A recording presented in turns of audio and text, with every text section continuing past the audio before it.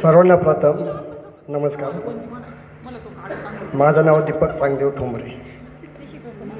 94-95ला जेव्हा बॅचला होतो त्याच्यानंतर गुरुवारांनी आपल्याला जी शिकवण दिली होती, चांगलं शिका आणि सुसंस्कृत व्हा. तर मी 96मध्ये पुण्याला गेलो. चांगल्या नामांकित कंपनीमध्ये कामाला होतो. घरी परत गावाला कोणी नसल्यामुळं गावाला स्थायिक झालं.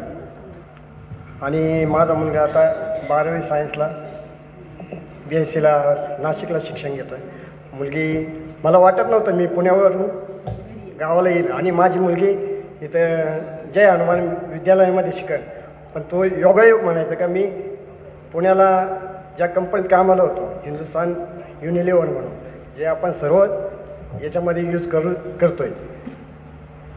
तर एवढं माझा परिचय आहे का मी परत 25 वर्षानंतर परत राजनगाव देशमुख येथे येऊन शेती सध्या व्यवसाय करत आहे. धन्यवाद दीपक भाऊ. नोकरी